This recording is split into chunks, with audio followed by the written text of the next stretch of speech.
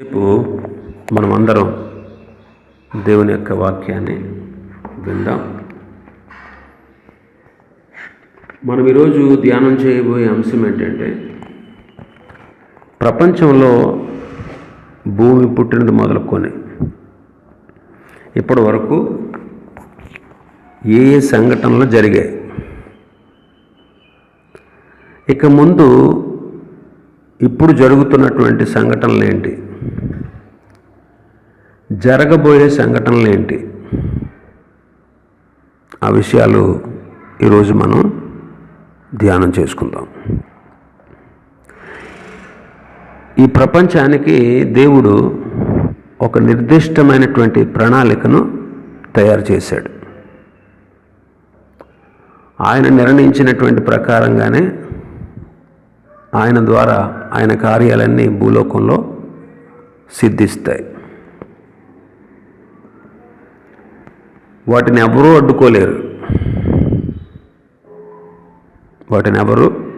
అడ్డుకోలేరు.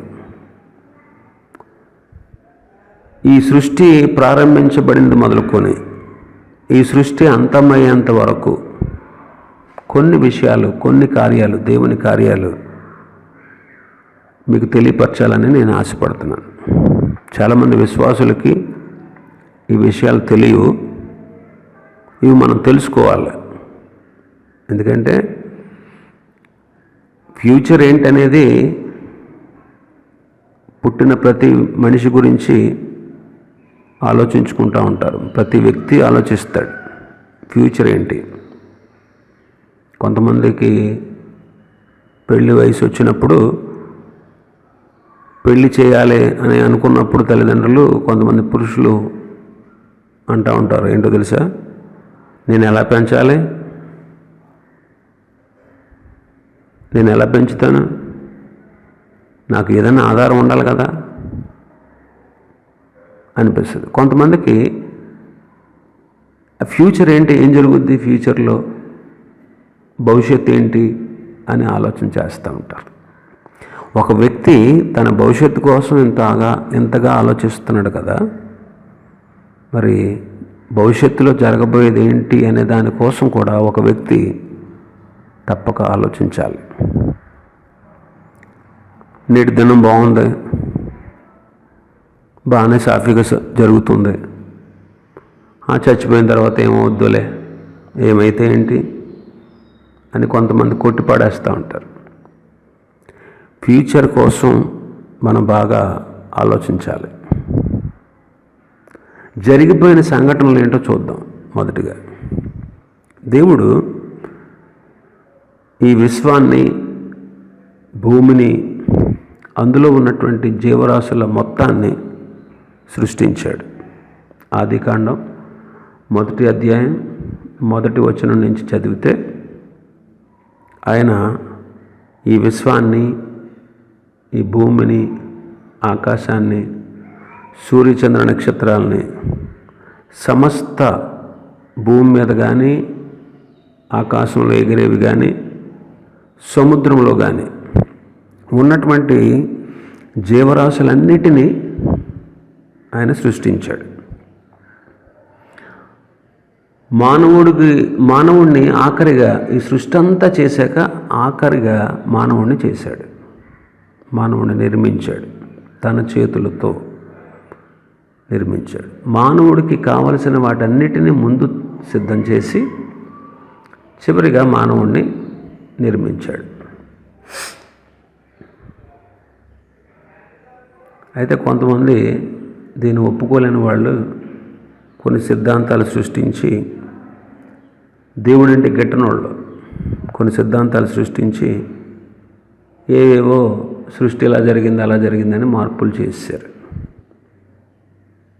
కొంతమంది వాటంతటా అవే జీవ నిర్మాణాలు జరిగాయి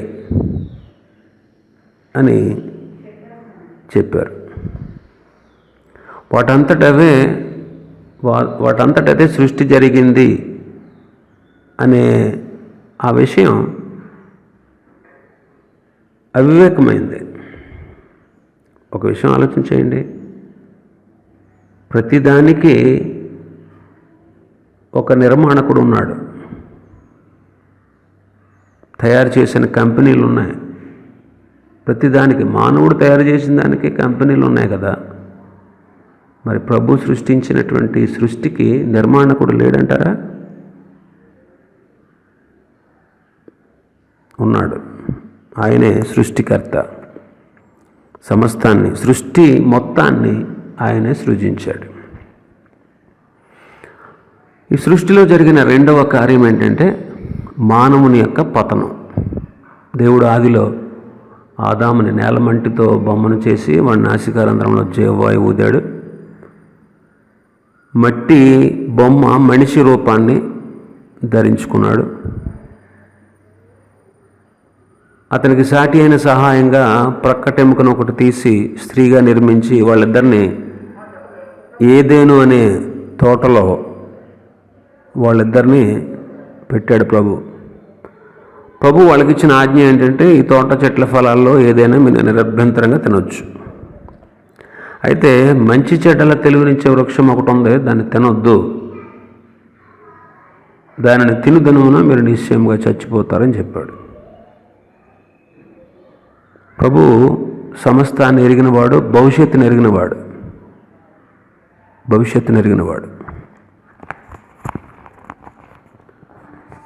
భవిష్యత్తుని ఎరిగినవాడు కనుక వాళ్ళ పని చేస్తారని ముందే తెలుసు కాబట్టి వాళ్ళకు ముందే హెచ్చరిక చేశాడు.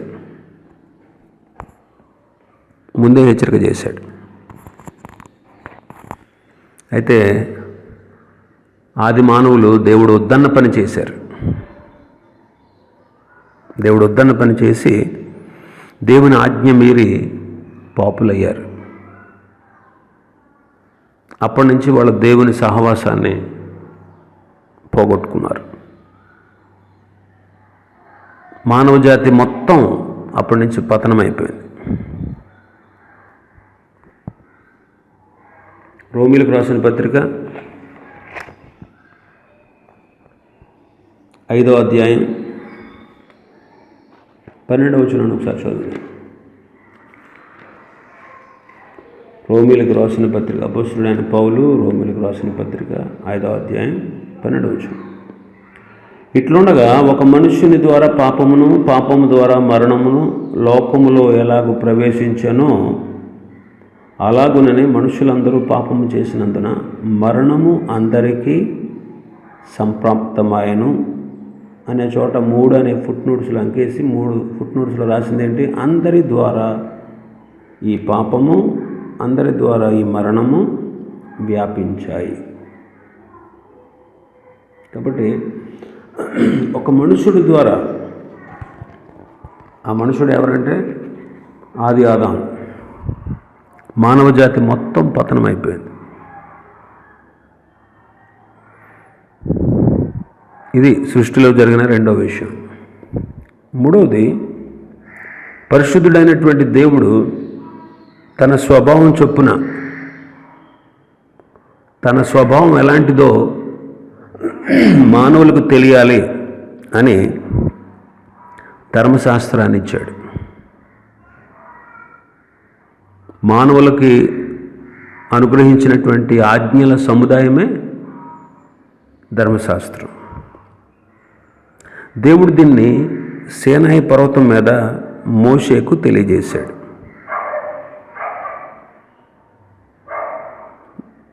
ఆయన యొక్క నీతి ఎలాంటిది, ఆయన స్వభావం ఎలాంటిది, ఆయన పరిశుద్ధత ఎలాంటిదో, ఆయనలాగా మిగిలిన వారు కూడా బ్రతకాలి అని, ఆయనలాగా ఈ లోకంలో మానవులు జీవించాలని కొన్ని నియమ నిబంధనలు, కట్టడలు, ధర్మశాస్త్రంలో కట్టడలు, ఆజ్ఞలు, విధులు అవన్నీ మనకు తెలియపరిచాడు. తర్వాత మనం 4వదిగా చూస్తే, ఏ ఒక్క మనిషి కూడా ఈ ధర్మశాస్త్రాన్ని పాటించలేదు. ఏ ఒక్క మనిషి పాటించలేదు. అందుకే అందరూ దేవుడిచ్చినటువంటి ధర్మశాస్త్రాన్ని కూడా వాళ్ళు పాటించకుండా అందరూ వాక్యంలో రాయబడినట్లు రోమీలకు రాసిన పత్రిక 3:23లో ఏ భేదము లేదు, అందరూ పాపము చేసి దేవుడు అనుగ్రహించు మహిమను పొందలేకపోతున్నారు. మానవ జాతిని వారి పాపముల నుండి, ఆ పాపం వల్ల రాబోయేటువంటి పాప శిక్ష నుండి రక్షించడానికి దేవుడే శరీరాన్ని ధరించుకుని, నరావతారాన్ని ధరించుకుని యేసుక్రీస్తుగా జన్మించాడు. ఇది సృష్టిలో జరిగినటువంటి 4వ కార్యం. యేసుక్రీస్తుగా ఈ లోకానికి ఆయన వచ్చాడు. సృష్టిలో జరిగినటువంటి మరొక కార్యం ఏంటంటే సిలువ వేయబడడం. యేసుక్రీస్తు శరీరధారిగా వచ్చి సిలువ వేయబడడం. మనుషులందరి పాపాలు శిక్ష భరించాలి. పాపాలకు, మనుషులందరూ చేసిన పాపాలకు ఎవరికి వాళ్ళే శిక్ష భరించాలి. అయితే ఈ శిక్ష భరించడం మానవుల వల్ల కాదు. ఎందుకంటే అది అగ్నిగుండం, నరకాగ్నిగుండం, నిత్య నాశనం. ఎందుకంటే అందులో పడినటువంటి వాళ్ళకి ఆత్మకు చావు ఉండదు, అందులోంచి విడుదల కలగదు. అది పరిస్థితి. కాబట్టి ఆ పాప శిక్షను భరిస్తూ, మన పాప శిక్షను అంతా ఆయన మీద వేసుకుని, పాపం మెరుగని ఆయన పాపి అయిపోయి ఆ సిలువలో మన కోసమే శ్రమలు అనుభవించి మరణించారు.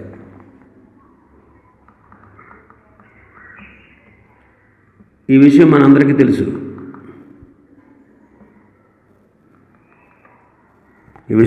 తెలుసు. మత్తయి సువార్తలో ఆఖరి అధ్యాయంలో, అంటే 26వ అధ్యాయం నుంచి ఆఖరి వరకు,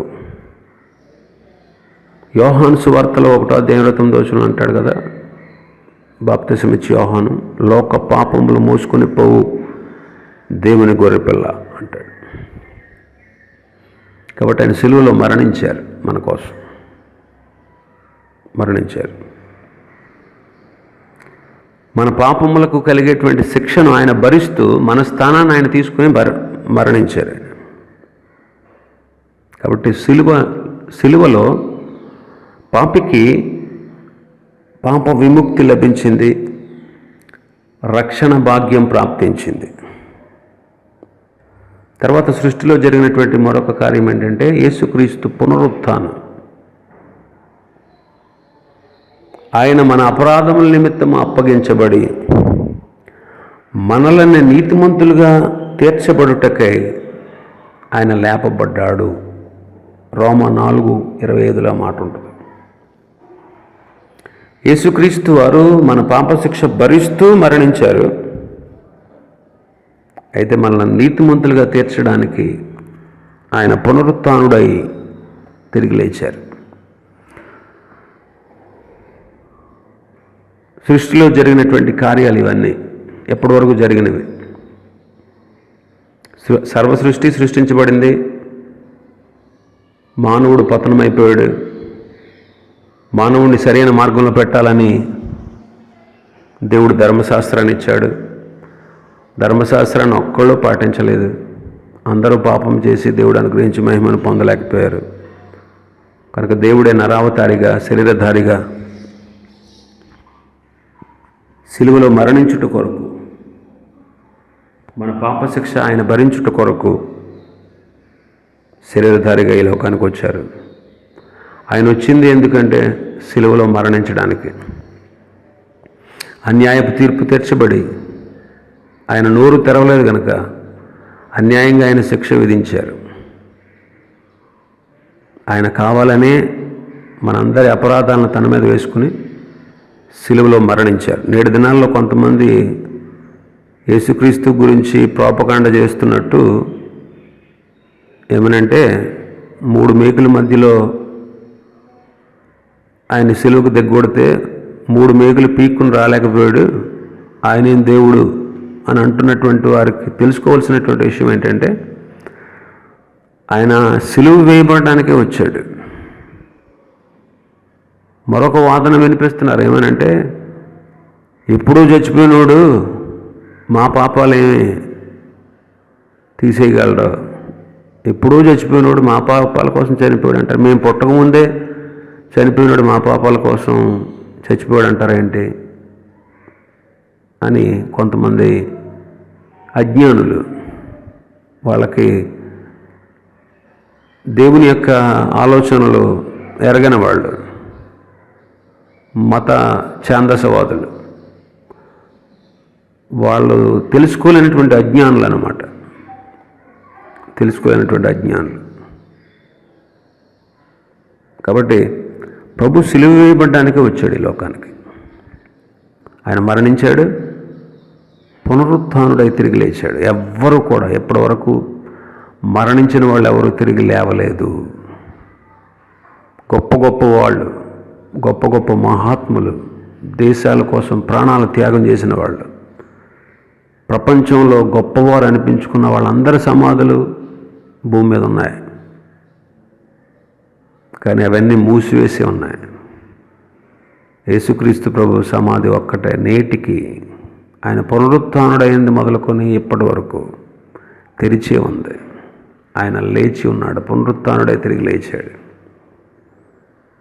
పునరుత్థానుడై తిరిగి లేచాడు. ఇది క్రైస్తవులకు గొప్ప విజయం, ఎవరు కాదనలేనిదే.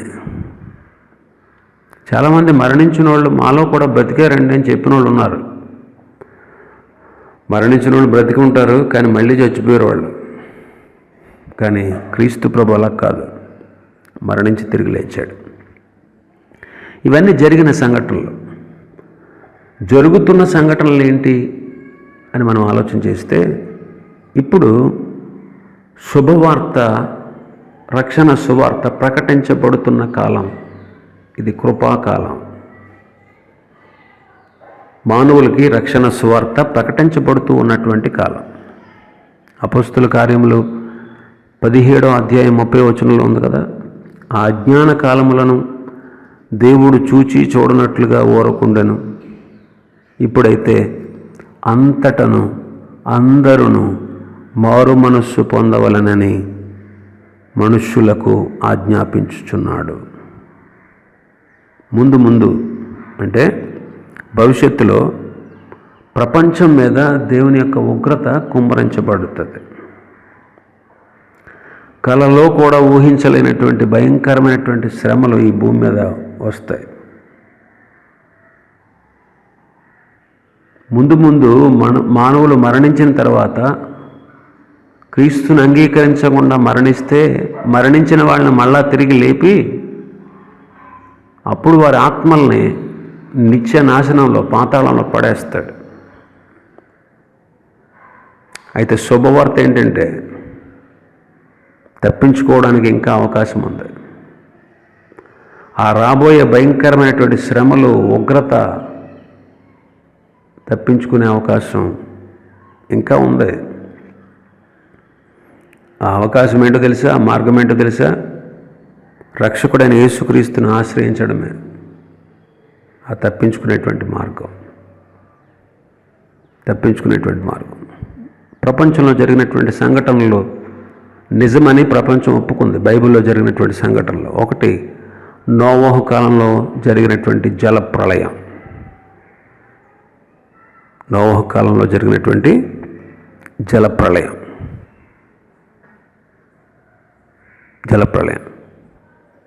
అది చారిత్రక ఆధారాలతో నిరూపించబడింది. నిజమే, జలప్రళయం అనేది భూమి మీదకి వచ్చింది అని.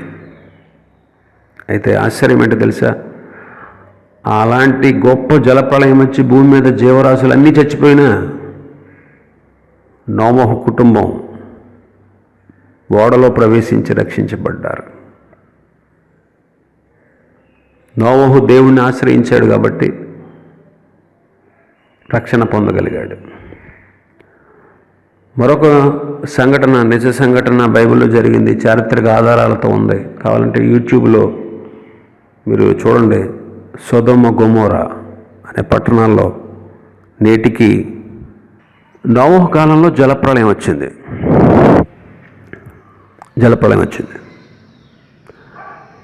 అయితే నోవహు దేవుణ్ణి ఆశ్రయించాడు కాబట్టి, దేవుడు చెప్పినట్లుగా చేశాడు కాబట్టి, దేవుడంటే భయభక్తులు కలిగి ఉన్నాడు కాబట్టి ఆయన కోసం, ఆయన కుటుంబం కోసం ఓడను సిద్ధం చేసుకున్నాడు.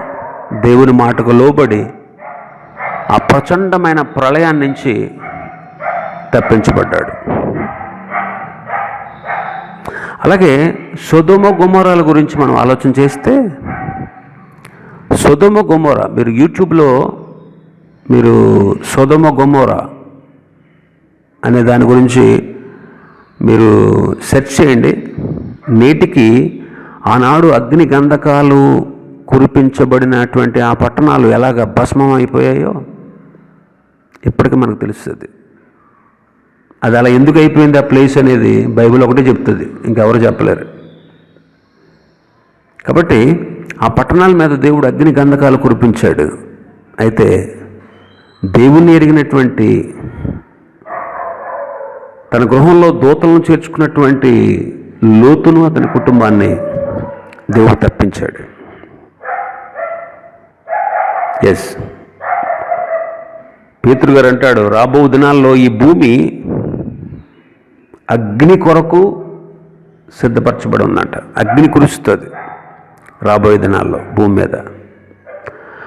ఏమనండి, మేము అప్పుడు గుండంలో చచ్చిపోతాం, అది మేము చూస్తామంటే అనుకోవచ్చు.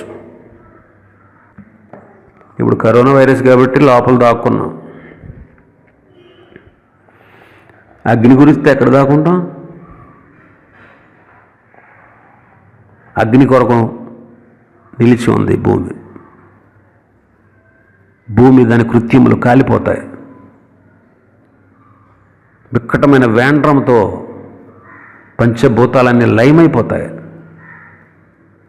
వికటమైన వేండ్రంతో భయంకరమైనటువంటి ఉగ్రత భూమి మీదకి రాబోతూ ఉంది. క్రీస్తుని ఎరగని వారికి కూడా నిత్య నరకాగ్ని వారి కొరకు కాచుకుని ఉంది. చాలామంది ఈ రోజుల్లో ప్రజలను తప్పుగా పట్టిస్తున్నారు. ఏమనంటే, యేసుప్రభుని నమ్ముకోకపోతేనంట నరకంలో పడేస్తాడంట, ఆయనేం శాడిస్ట్ దేవుడు అంటున్నాడు ఒకడు. ఏమండి, మీకోసం ఈ సమస్త సృష్టిని సృష్టించి మీరు పతనమైపోతే, మీ పతనమైపోయినటువంటి మీ బ్రతుకుల్ని, మన బ్రతుకుల్ని మార్చడం కోసం ధర్మశాస్త్రాన్ని ఇస్తే, దాన్ని కూడా మనం నిరాకరిస్తే, తన కుమారుడైన యేసుక్రీస్తుని ఈ లోకానికి పాప పరిహారకుడిగా పంపించి సిలువలో మరణింపచేసి సమాధి చేయబడి తిరిగి లేపి మనల్ని నీతిమంతులుగా తీర్చి ఆయన యందు విశ్వాసం ఉంచితే చాలు, మనకు రక్షణ, పాపక్షమాపణ ఇచ్చి నిత్య రాజ్యానికి, పరలోకానికి, ఆయనతో ఉండేటువంటి భాగ్యానికి మనల్ని పాత్రులుగా చేస్తే, మరి ఇంత గొప్ప దేవుణ్ణి మానవుడు నిరాకరిస్తే నరకంలో పడేయడం తప్పుంటారా? అంగీకరించినోడిని రక్షిస్తూ అంగీకరించినోడిని నరకంలో పడేయడం అనేది తప్ప? పిచ్చి వేదవలు చాలామందికి ఈ విషయాలు తెలియదు. మత ఛాందసవాదం అన్నమాట. ఏదో క్రైస్తవ్యం మీద ఏదో బురద జల్లడం, క్రైస్తవుల్ని ఇబ్బందులు పాలు చేయడం, అది వాళ్ళ ఉద్దేశం. అయినా పర్వాలేదు, అలాంటి వాళ్ళ మార్పు కొరకు కూడా మనం తప్పనిసరిగా ప్రార్థన చేయాలి. కాబట్టి ఇప్పుడు జరుగుతున్నటువంటి సంఘటన ఏంటంటే, ఈ సువార్త ప్రకటించబడుతుంది. ఇప్పుడు నువ్వు వింటున్నావు, నువ్వు రక్షణ పొందితే ఓకే, ఇంకా నీ కుటుంబంలో రక్షణ పొందిన వాళ్ళు చాలామంది ఉన్నారు. నీ చుట్టూ నీ బంధువులు, నీ స్నేహితులు, ఇరుగు పొరుగు వారు, వాళ్ళ గురించినటువంటి కనీస బాధ్యత నీకు లేదా? ఈనాడు ఇంట్లో కూర్చున్నావు, ఎక్కడికి వెళ్ళటం లేదు. ఒకటి, కరోనా వైరస్కి భయపడి, ఎందుకంటే అది నీ కుటుంబానికి వస్తుందేమో, నీ బిడ్డలకు వస్తుందేమో అని బయటికి తిరగొద్దు అంటున్నారు. ఎందుకు ప్రభుత్వం చెప్పేది? సమాజ శ్రేయస్సు కోరి. అంటే నీవు బాగోవాలి, నీ కుటుంబం బాగుండాలి, నీ చుట్టూ ఉన్న సమాజం కూడా బాగుండాలి. అది ఆ ఉద్దేశంతోనే మనం ఇంట్లో ఉన్నాం. కొంతమంది అంటారు, నేను ఎలా పోతే నాకేంటి, నేను పోతాను అని మొండిగా తిరుగుతారు. ఆడు పోడగా, ఆడితో పాటు కుటుంబం పోతే, కుటుంబంతో పాటు సమాజం కూడా నాశనం అవుతుంది. మనం పచ్చగా ఉంటే చాలు అనుకోవడం అవివేకం. మనం బాగుంటే చాలు అనుకోవడం మూఢత్వం. అందరూ బాగుండాలి, అందరూ బాగుండాలి, అది క్రైస్తవుడు కోరుకోవాల్సింది. అందరూ బాగుండాలని అనుకున్నారు కాబట్టి ఎంతోమంది మహానుభావులు, గొప్ప గొప్ప భక్తులు తమ జీవితాలను పణంగా పెట్టి, తమ దేశాలు విడిచిపెట్టి విదేశాల్లోకి వచ్చి ఆహారం లేక, నీళ్లు లేక, వస్త్రాలు లేక, సుఖాన్ని, సౌఖ్యాన్ని, అన్ని వసతుల్ని వదిలిపెట్టుకుని వాళ్ళు అలా త్యాగాలు చేయబట్టే, ప్రభు కోసం వారి జీవితాలను ధారపోయబట్టే ఈనాడు నీకు నాకు ఈ రక్షణ సువార్త అందించబడతా ఉంది. గమనించావు ఎప్పుడైనా?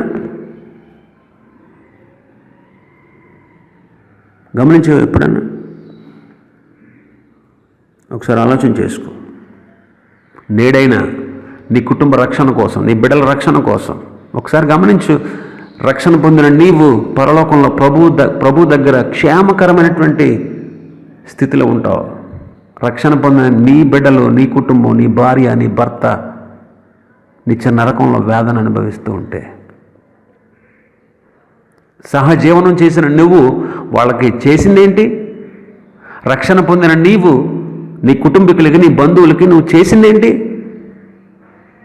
ఎంతసేపు స్వార్థం. నేను, నా భార్య, నా బిడ్డలు, నా తల్లిదండ్రులు, నా కుటుంబీకులు, నా అన్నదమ్ములు, నా అక్క చెల్లెళ్ళు. ఈ భావన మా చిన్నప్పుడు ఉండేది. ఇప్పుడు అది కూడా లేదు.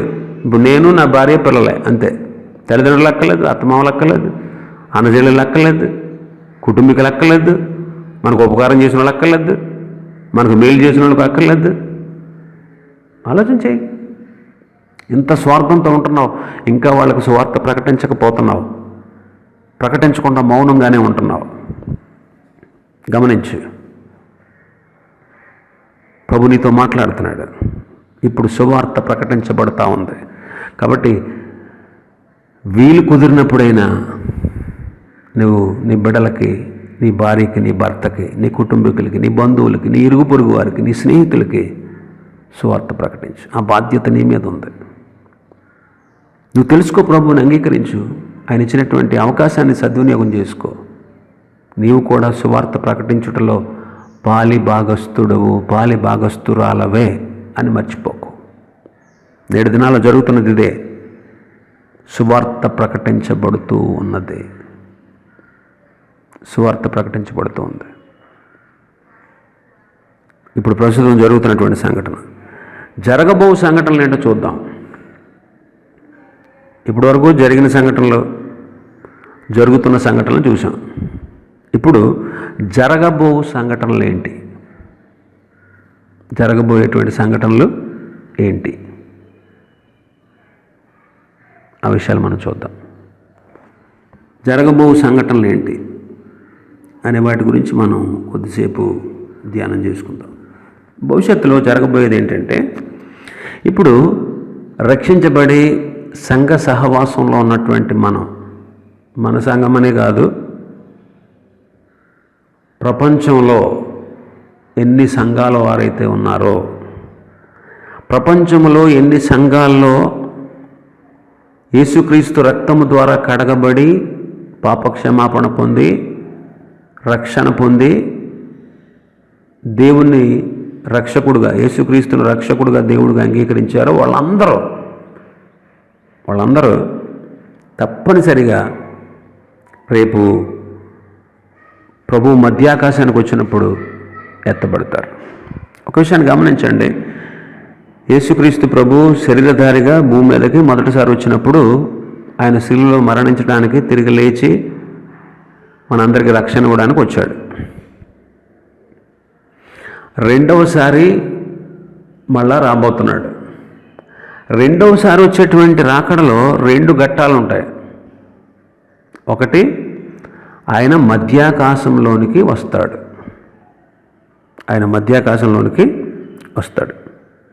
ఎందుకు మధ్యాకాశంలోకి వస్తాడు అని మనం ఆలోచన చేస్తే, ఆయన సంఘాన్ని మధ్యాకాశంలోకి తీసుకువెళ్ళి 7 సంవత్సరాలు అక్కడ విందు చేయడానికి, వాళ్ళకి బహుమానాలు ఇవ్వడానికి వస్తాడు. ఎందుకంటే సంఘం అనేక మంది సువార్థికుల్ని ఈ భూమి మీదకి పంపించి అనేక మందిని రక్షణ మార్గంలోకి నడిపించడానికి ఒక మూలాధారంగా ఉంది సంఘం. మనమందరం కూడా సంఘమే. రక్షణ పొంది బాప్తీసం తీసుకున్న ప్రతి ఒక్కరూ సంఘమే. అంతేగాని మేము కూడా యేసుప్రభు అంటే ఇష్టమేనండి, ఆయన బొమ్మ మా ఇంట్లో ఉంది, ఆయన పట్టం మా ఇంట్లో పెట్టుకున్నాం, నేను అప్పుడప్పుడు ప్రార్థన చేస్తాను, అందరితో పాటు ఈయనకి కూడా ప్రార్థన చేస్తాను అనేవాళ్ళు ఎవరు కూడా సంఘం కాదు. సంఘం అంటే పూర్తిగా ఆయన రక్షకుడు అని దేవుడు అని అంగీకరించి ఈ లోకంలో ఉన్న వాళ్ళందరినీ విడిచిపెట్టి, అందరినీ అంటే ఈ లోకంలో ఉన్నటువంటి విగ్రహాలు ఇవన్నిటిని విడిచిపెట్టి ఆయనే రక్షకుడు, ఆయనే దేవుడు, ఆయనే పాప పరిహారకుడని హృదయంలో విశ్వసించి ఆయన కొరకు జీవితాన్ని సమర్పించుకుని, ఆయనకు జీవితాన్ని సమర్పించుకుని ఆయన కొరకు బ్రతకడం, అలాంటి వాళ్ళు మాత్రమే సంఘం. అయితే ఈ సంఘం భూమి మీద నుంచి ఎత్తబడుతుంది ఎప్పుడంటే ప్రభు రెండవసారి మధ్యాకాశానికి వచ్చినప్పుడు. మనం ఊహించని సమయంలో ఆయన దిగి వస్తాడు. మనం ఊహించని సమయంలో ఆయన బోర శబ్దం చేస్తాడు. ఒకసారి మనం ఆలోచన చేస్తే తెస్సలోనికీయులకు రాసిన పత్రిక, తెస్సలోనికీయులకు రాసిన మొదటి పత్రిక 4వ అధ్యాయం 13వ వచనం నుంచి, సహోదరులారా, నిరీక్షణ లేని ఇతరుల వలె మనం దుఃఖపడకుండా నిమిత్తము నిద్రించుచున్న వారిని గూర్చి మీకు తెలియకుండా మాకు ఇష్టం లేదు. యేసు మృతి పొంది తిరిగి లేచినని మనం నమ్మిన ఎడల అదే ప్రకారము యేసునందు నిద్రించిన వారిని దేవుని ఆయనతో కూడా వెంటబెట్టుకుని వచ్చును. మేము ప్రభు మాటను బట్టి చెప్పినది ఏమనగా, ప్రభు రాకడ వరకు సజీవులమై నిలిచుండి మనము నిద్రించిన వారికంటే ముందుగా ఆయన సన్నిధికి చేరము. ఆర్భాటముతో, ప్రధాన దూత శబ్దముతో, దేవుని బోరతో పరలోకము నుండి ప్రభు దిగి వచ్చును.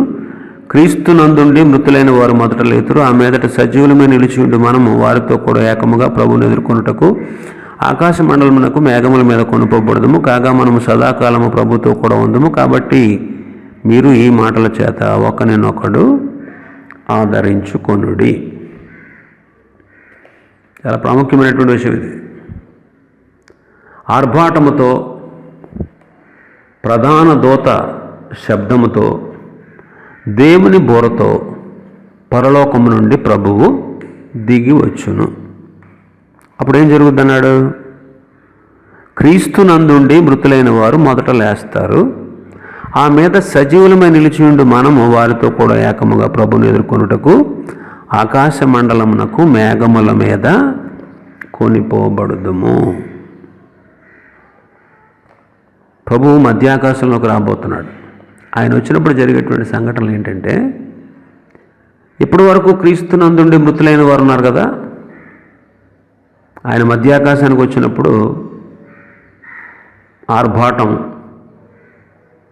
ప్రధాన దూత శబ్దం, దేవుని బోర,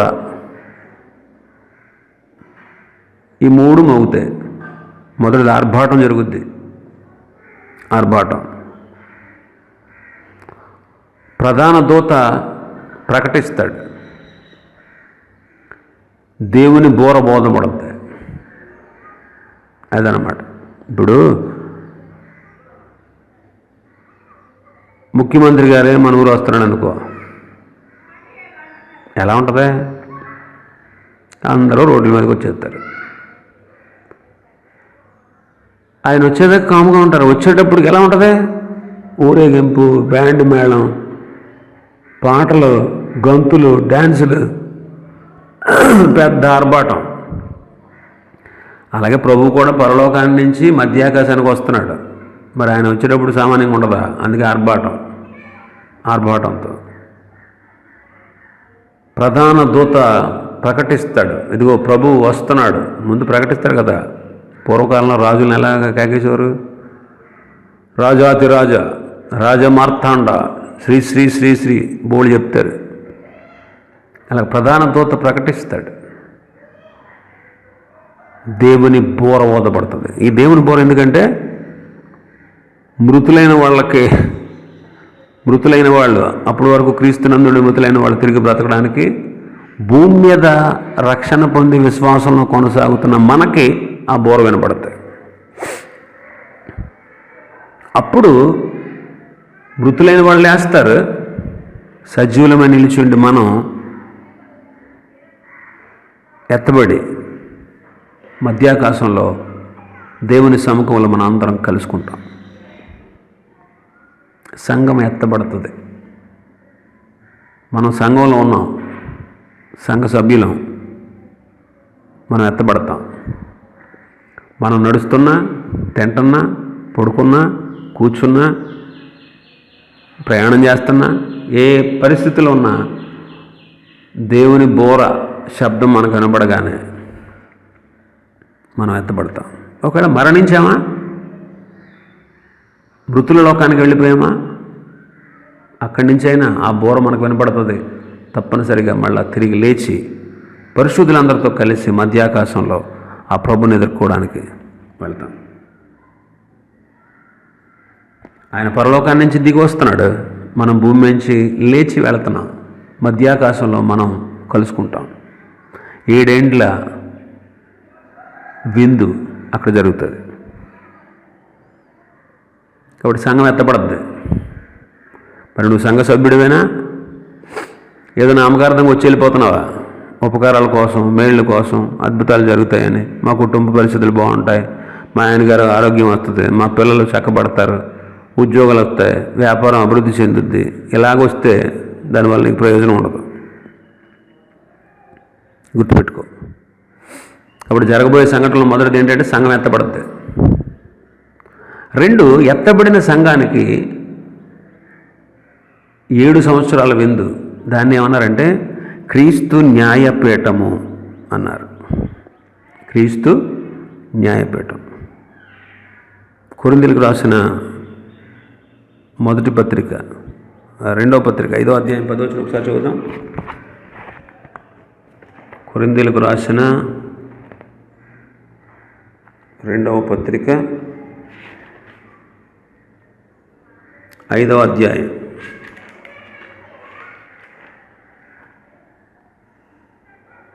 10వ వచనాన్ని ఒకసారి చూద్దాం. ఎందుకనగా తాను జరిగించిన క్రియలు చొప్పున అవి మంచివైనను సరే, చెడ్డవైనను సరే, దేహముతో జరిగించిన వాటి ఫలము ప్రతి వాడును పొందునట్లు మనమందరమును క్రీస్తు న్యాయపీఠము ఎదుట ప్రత్యక్షము కావలయును. క్రీస్తు న్యాయపీఠం ఎదుట ప్రత్యక్షము కావాలి. ఇంకా కొరింథీయులకు రాసిన మొదటి పత్రికలో 3వ అధ్యాయం తీద్దాం, 11వ వచనం నుంచి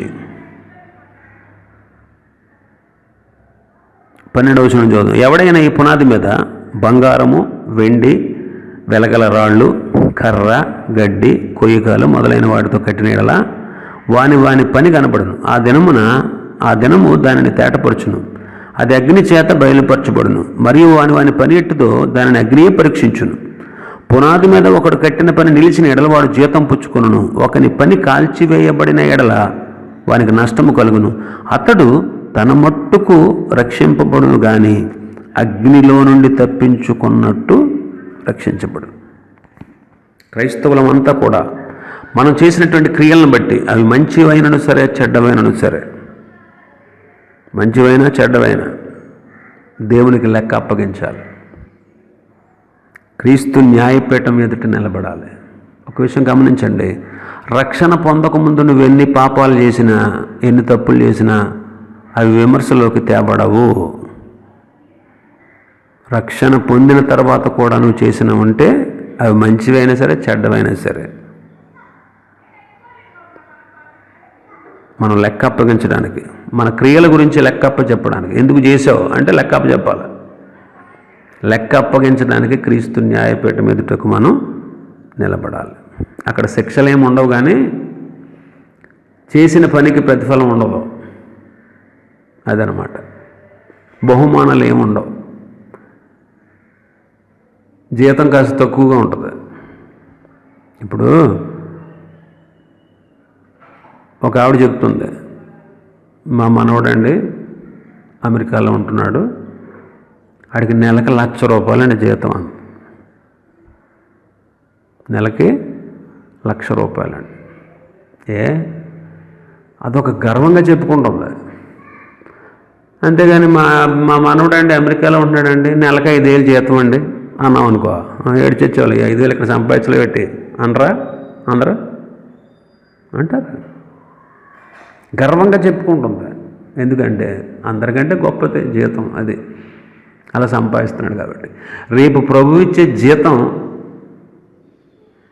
అందుకన్నాడు కదా, పరిశుద్ధుడిగా ఉన్నాయి, పాపం చేసేవాడిని అపవిత్రుడిగా ఉన్నాయి, ప్రతి వాని క్రియలు బట్టి నేను సిద్ధపరిచిన జీతం నా దగ్గర ఉందన్నాడు. కాబట్టి న్యాయపీఠం ఎదుట ఎందుకు నిలబడాలంటే బహుమానాలు పొందడానికి. ఏ బహుమానం లేకుండా ఉంటే ఎలా ఉంటుంది చెప్పరండి? ఏ బహుమానం లేకుండా ఉంటే ఎలా ఉంటుంది? అక్కడ కిరీటాలు ఉంటాయి, అతిశయ కిరీటం, అక్షయ కిరీటం, జీవ కిరీటం, ఇవన్నీ ఉంటాయి. కాబట్టి క్రీస్తు న్యాయపీఠం మీద ప్రత్యక్షమైనప్పుడు మనం బహుమానాలు పొందగలిగేటట్లుగా ఈ లోకంలో ప్రభు పని చేద్దాం. ఏమక్కర్లా, కనీసం నీ ఖాతాలో ఓ 10-15 మందినన్నా నువ్వు రక్షించగలిగితే అదే గొప్ప కిరీటం, అతిశయ కిరీటం. అదనమాట. కనీసం ఒకళ్ళని రక్షించి ఇక్కడి నుంచి అన్నా ఒక్కళ్ళని నడిపించు. ఆ తర్వాత భూమి మీద ఇది మధ్యాకాశంలో జరిగే సంఘటన. సంఘం ఎత్తబడినప్పుడు మధ్యాకాశంలో 7 సంవత్సరాలు ఉంటారు, ప్రభుతో ఉంటారు, ప్రభు ఎదుట నిలబడతారు, ప్రభు వాళ్ళకి జీతాలు ఇస్తాడు. క్రీస్తు న్యాయపీఠం ఎదుట ప్రత్యక్షం అవ్వాలి. నువ్వు కర్ర గడ్డి కొయ్యకాయలతో కడితే నీ భక్తిని కాలిపోద్ది. బంగారము వెలగల రాళ్ళు వాటితో కడితే నిలబడద్ది. నిలబడినోడికి బహుమానం, నిలబడినోడికి తన మట్టుకన్నా తను రక్షించబడతాడు. అదనమాట. తర్వాత భూమి మీద జరిగే సంఘటనలు ఏంటి? మనం 7 సంవత్సరాలు పరలోకంలో ఉన్నప్పుడు, ఆ మధ్యాకాశంలో ఉన్నప్పుడు భూమి మీద జరిగేటువంటి సంఘటనలు ఏంటి అవి చూద్దాం.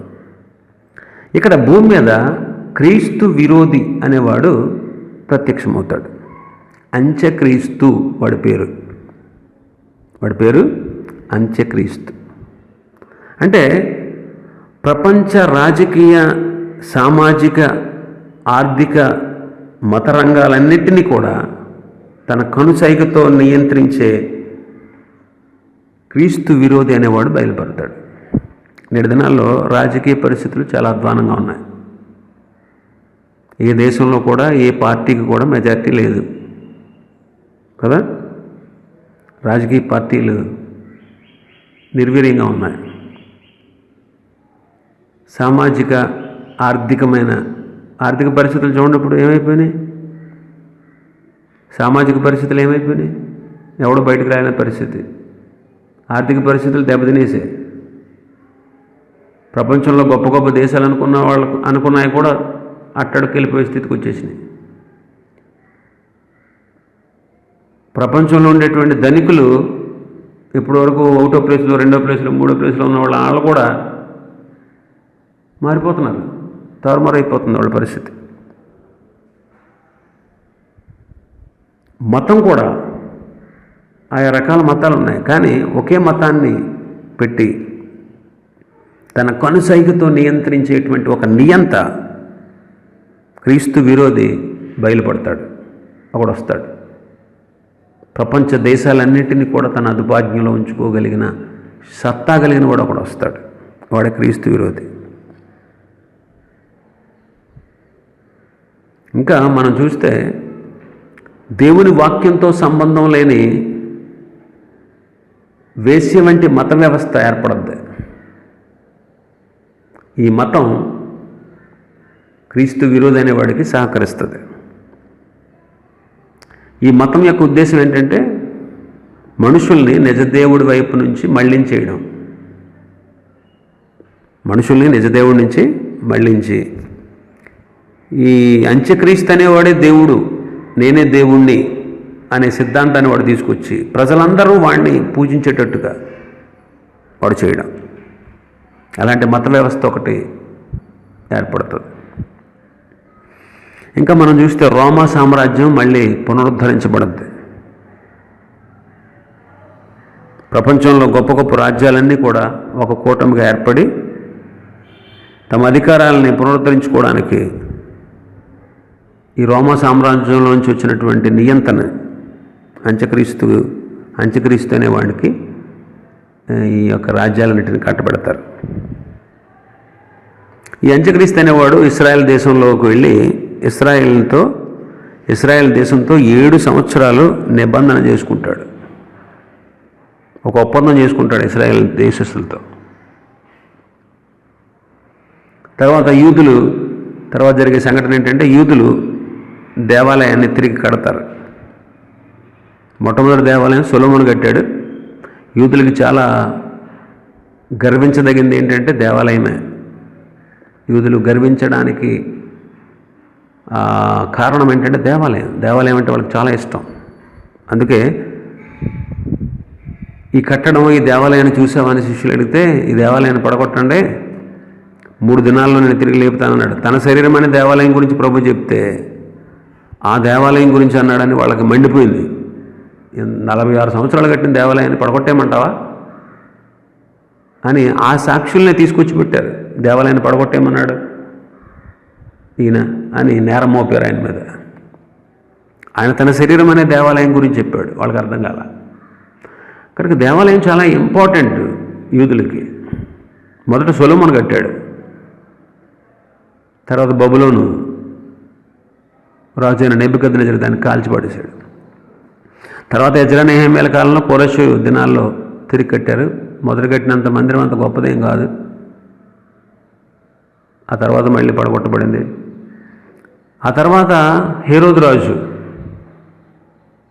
ఆ దేశాన్ని పరిపాలించడానికి వస్తే యూదులందరూ వ్యతిరేకించారు. హేరోదు చాలా తెలివైనడు, హేరోదు తన రాజరికం కోసం ఏ పనైనా చేయగలడు. యూదులకి మందిరం అంటే ఇష్టం కాబట్టి నేను మీకు మందిరాన్ని కట్టిపెడతానన్నాడు. తన రాజరికాన్ని నిలబెట్టుకోవడం కోసం 46 సంవత్సరాలు కట్టాడు దాన్ని, మందిరాన్ని. అయితే క్రీస్తు శకం 70లో టైటస్ చక్రవర్తి దాన్ని సమూలంగా నాశనం చేశాడు.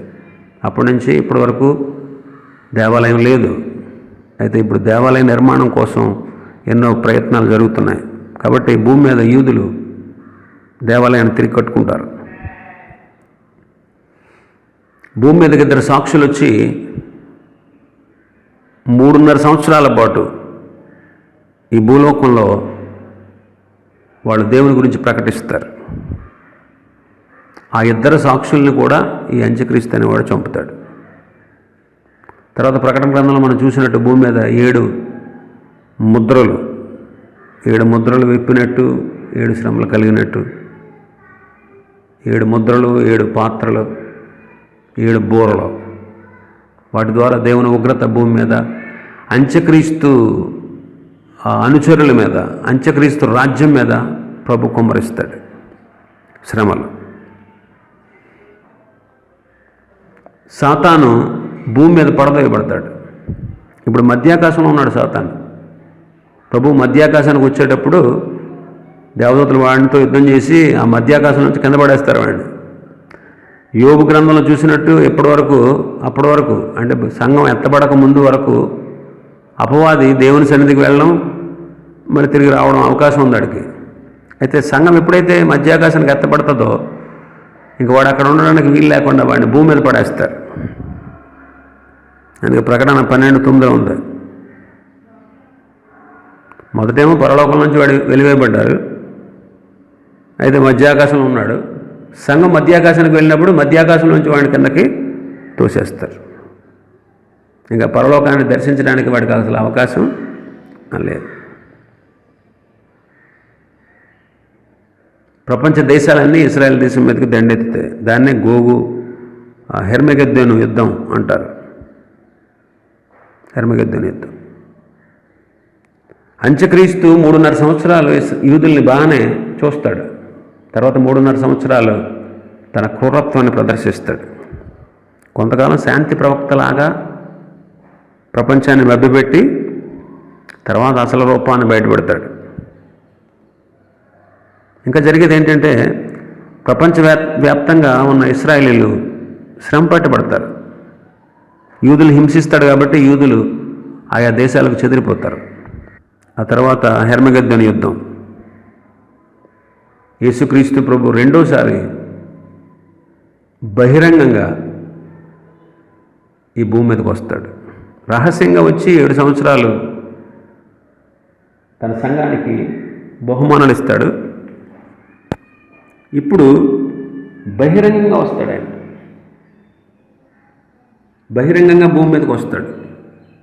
అప్పుడు ప్రకటన 14వ అధ్యాయంలో ఉన్నట్టు హెర్మగెద్దోను యుద్ధం జరుగుతుంది. అన్ని జనులందరికీ తీర్పు తీర్చి శిక్ష విధిస్తాడు.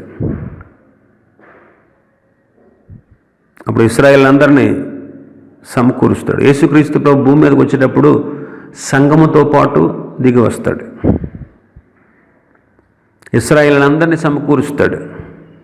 యెషయా గ్రంథం 43:5-6 వచనాల ప్రకారం నలుదిక్కుల నుండి అప్పటి వరకు అంత్యక్రీస్తు పాలనలో చెదిరిపోయినటువంటి, శ్రమలు తట్టుకోలేక చెదిరిపోయినటువంటి యూదులను మళ్ళీ సమకూరుస్తాడు. ఆ తర్వాత దేశంలో జనాంగాలన్నిటికీ, దేశంలో ఉన్నటువంటి దేశాల వారన్నిటికీ, దేశం మీద ఉన్నటువంటి జనాంగాలన్నిటికీ ఆయన తీర్పు తీరుస్తాడు. ఇశ్రాయేల్ని సమకూరుస్తాడు. ఇశ్రాయేల్ దేశం మీదకి వచ్చినటువంటి శత్రువుల్ని తన నోట నుంచి వచ్చేటువంటి బలమైన అగ్ని చేత కాల్చిపడేసి భూమి మీద 1000 ఏండ్లు ఆయన పరిపాలిస్తాడు.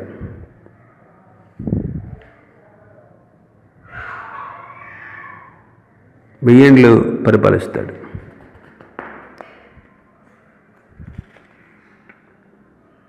సాతాను ఆ 1000 సంవత్సరాల అగాధంలో పడవేయబడతాడు. అయితే మళ్ళీ 1000 సంవత్సరాల తర్వాత సాతానుకి ఛాన్స్ ఇస్తాడు, మళ్ళీ విడిపిస్తాడు. అయితే అంతిమంగా వాడు తిరుగుబాటు చేస్తాడు. అంతిమంగా తిరుగుబాటు చేస్తాడు. ఆ తర్వాత వాడిని అగ్నిగుండంలో పడేస్తాడు. నిత్యము వాడు అందులో పడి యాతన పడతాడు. ఇంకా వాడికి అక్కడి నుంచి విడుదల ఉండదు. ఆ తర్వాత ధవళ సింహాసనపు తీర్పు, దేవదూతలకు తీర్పు పడిపోయిన దేవదూతలకు తీర్పు తీరుస్తాడు. ఆ తర్వాత ధవళ సింహాసనపు తీర్పు, ఆయనే యేసుక్రీస్తు ఆ సింహాసనం మీద కూర్చుని తీర్పు తీరుస్తాడు. అప్పటి వరకు భూమి మీద పుట్టి చనిపోయిన వాళ్ళందరూ మళ్ళీ తిరిగి లేపబడతారు. వాళ్ళు ప్రభు ఎదురుకు తేపడతారు. వాళ్ళు క్రీస్తుని అంగీకరించినందుకు, వాళ్ళు ప్రభువుని అంగీకరించినందుకు వాళ్ళు ఏడుస్తూ ఆయనే ప్రభు అని, రక్షకుడని ఒప్పుకుని నరకానికి పోతారు. ఆ తర్వాత భూమి ఆకాశాలు లయమైపోతాయి. పేతురు 2వ పత్రిక 3:10. తర్వాత నూతన భూమి, నూతన ఆకాశం, నూతన యెరూషలేం దేవుని చేత సృష్టించబడతాయి. తరతరాలు, యుగయుగాలు మనం ప్రభుతో ఉంటాం. ఆ 1000 సంవత్సరాలు ప్రభు కోసం ఈ భూమి మీద నమ్మకంగా పనిచేసి ఆత్మల సంపాదన కొరకు జీవితాలని, ప్రాణాలని త్యాగం చేసి సమస్తాన్ని విడిచిపెట్టిన వాళ్ళు ఉంటారే, వాళ్ళందరూ కూడా క్రీస్తుతో పాటు 1000 సంవత్సరాలు భూమి మీద పరిపాలన చేస్తారు.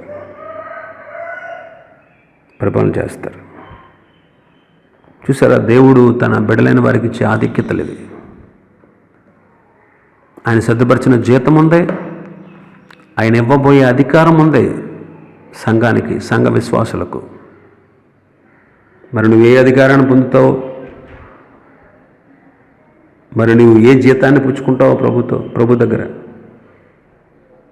1000 సంవత్సరాలు భూమి మీద పరిపాలన చేస్తావు. 1000 సంవత్సరాలు గతించిన తర్వాత ప్రభు తీర్పులు తీరుస్తాడు పడిపోయిన దేవదూతలకు. భూమి మీద పుట్టి మరణించినటువంటి ప్రతి ఒక్కడిని తిరిగి లేపి వాళ్ళకి తీర్పు తీరుస్తాడు. అందుకే అన్నాడు కదా యోహాను సువార్త 5వ అధ్యాయంలో, 4వ అధ్యాయంలో మనం చూస్తే, ఒక కాలం వస్తుంది, దీని గురించి మీరు ఆశ్చర్యపడకండి. ఎందుకంటే ఆ కాలంలో మృతులైన వారందరూ తిరిగి లేస్తారు.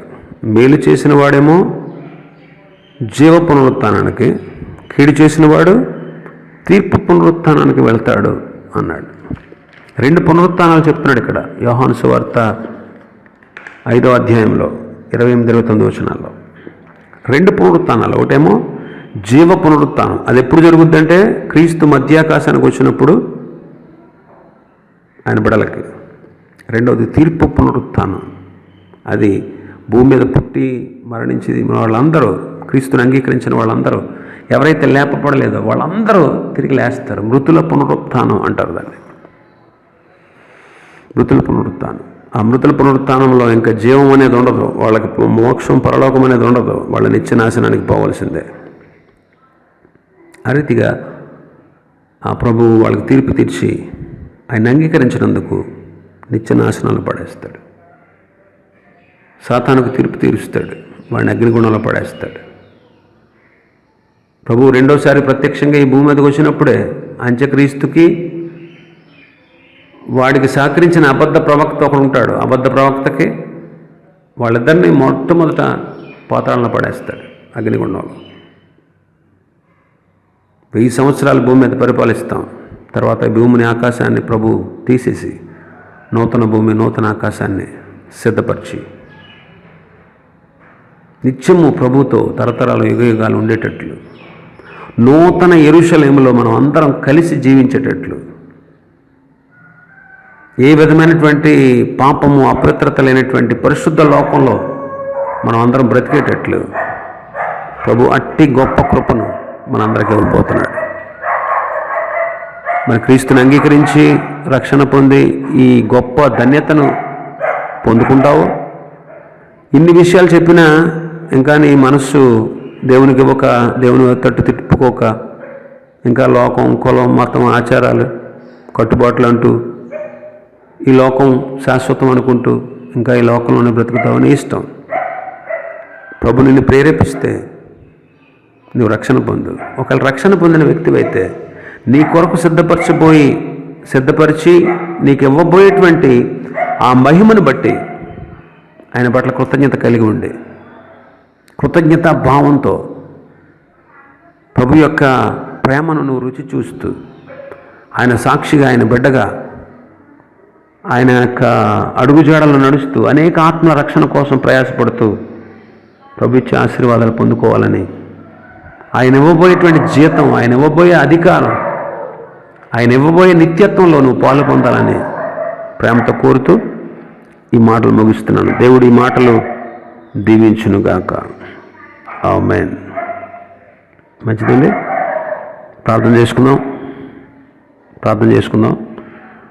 మరి ఉపవాసం ఉన్న వాళ్ళందరూ 1 గంటన్నర సేపు, ఇప్పుడు 10:30 కావస్తుంది, 1 గంటన్నర సేపు కృపాసక్తి సంపూర్ణుడైన మా ప్రియ తండ్రి, నీకు స్తోత్రాలు. ఇంతవరకు నీ వాక్యాన్ని మాకు వినిపింపచేసినందుకు స్తోత్రాలు. సృష్టిలో ఇప్పటివరకు జరిగిన సంఘటనల గురించి, జరుగుతున్న సంఘటనల గురించి, జరగబో సంఘటనల గురించి మాకు తెలియపరిచారు. మీ సంఘంలో మమ్మల్ని బాల్యభాగస్తులుగా చేశారు, మీ రక్షణకు పాత్రులుగా చేశారు. మీ న్యాయపీఠం ఎదుట మాకు బహుమానాలు, ఆధిక్యతలు ఇవ్వనే ఉన్నారు. తర్వాత భూమి మీద 7 సంవత్సరాలు భయంకరమైనటువంటి శిక్ష, ఉగ్రత, శ్రమలు కలుగుతాయని, తర్వాత మరలా తిరిగి 7 సంవత్సరాల తదనంతరం మీతో పాటు కలిసి భూమి మీదకి వస్తామని, తర్వాత తీర్పులు జరుగుతాయని, 1000 ఏండ్ల పరిపాలన జరుగుతుందని మీరు మాకు తెలియపరిచారు. అవును ప్రభువా, ఈ విషయాలన్నీ సత్యమని మేము అంగీకరిస్తున్నాం, మేము నమ్ముతున్నాం, మీ నామాన్ని గణపరుస్తున్నాం. అల్పులైన మానవుల పట్ల, ఈ సర్వ సృష్టిలో సృష్టించినటువంటి అత్యంత అల్పులమైనటువంటి మానవులైన మా పట్ల మీరు కనుపరిచిన ప్రేమ, చూపించినటువంటి ప్రేమ, మా పట్ల మీరు కలిగి ఉన్నటువంటి ప్రణాళికను బట్టి మీ నామాన్ని స్తుతిస్తున్నాం, మీ నామాన్ని గణపరుస్తున్నాం. కొద్ది సమయం మా గృహాల్లో ఉండి మరి తండ్రి, మా కోసం, మా కుటుంబం కోసం, మా సంఘాల కోసం, మరి తండ్రి, మరి ముఖ్యంగా మరి తండ్రి ప్రపంచంలో ఉన్నటువంటి పరిస్థితులు, విషమకరమైనటువంటి కరోనా వైరస్ వ్యాధి కోసం ప్రార్థన చేయడానికి ఈరోజు మాకు అవకాశాన్ని ఇచ్చినందుకు స్తోత్రాలు.